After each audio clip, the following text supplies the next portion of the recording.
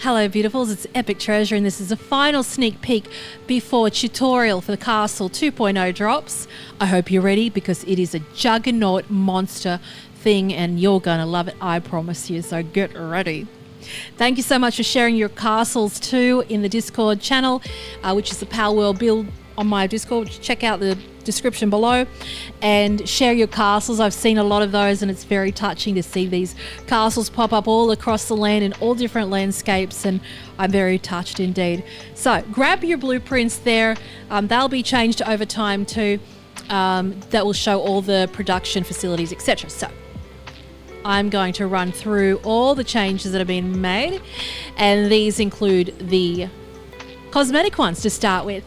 As you can see, we have the beautiful street lamps here. I just decided to use them and funnily enough they work perfectly and I think they look absolutely stunning.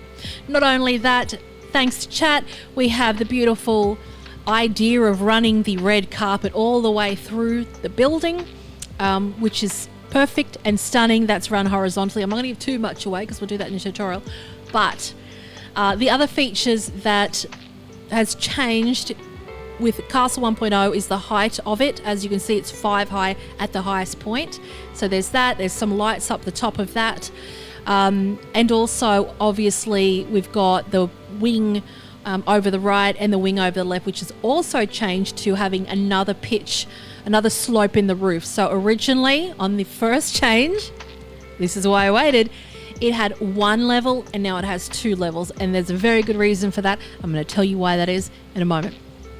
So let us have a look firstly at inside the castle.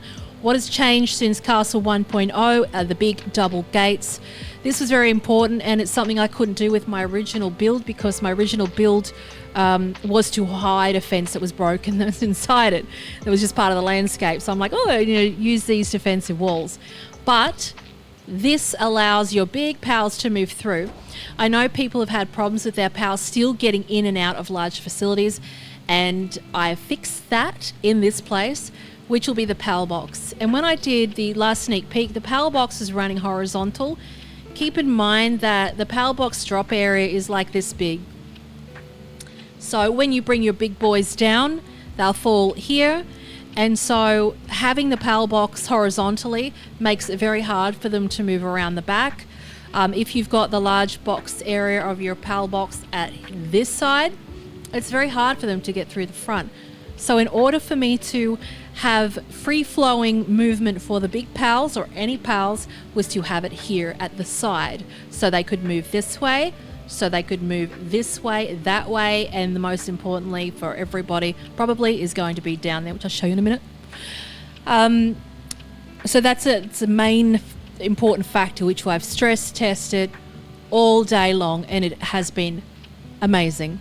An important facet of it. And not only that, having it in this position allows for the build on each side of the perimeters. So this base I pushed to the maximum capacity on the perimeter of the base. So I wanted to have minimal, like that blue line area that can show up on walls, which was showing up on the far right wall, which I could not let you have.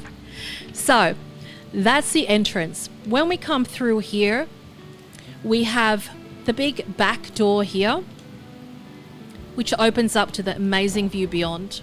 But not only that, out the back, we'll have the spring for the pets, pals, and then all the beds will be down there. Don't just ignore Sparket down there at the moment. So they move perfectly free through that area, no problem at all. Down over this side is the big double doors to the breeding facility, which open up like this with a pitch roof. That is the reason why there is 2 levels to that, to have this totally enclosed space.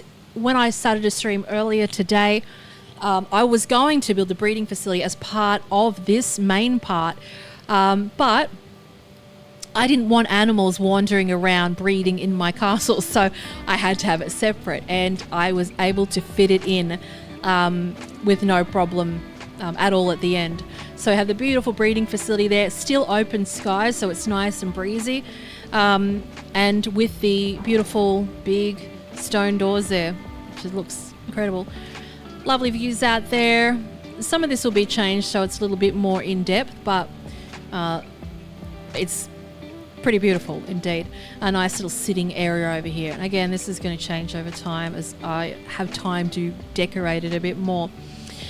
Over here we have a little tavern area, and there's a storage facility there, but importantly the mega storage facility here, which is just the shipping container, which, as you know, has crazy storage space, the same as the refined metal cases do, the bookcase type of ones, the sort of shelf type of ones.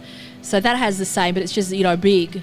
But you can't tell when you got it hidden inside a wall like me. I'm a master of kind of hiding things in building games like that, which is nice and fun. So that's a little tavern there. It's got a nice little, a couple of lights over there, another storage chest there, and a couple of stools, etc. Some pot plants on the bench indeed.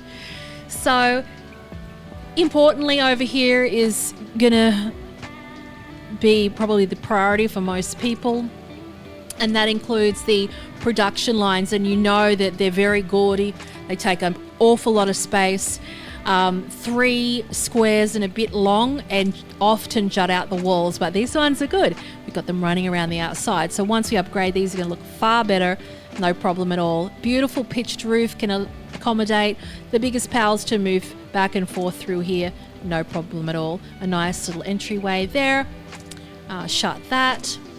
Then we have the bedroom upstairs, which you can change around, obviously.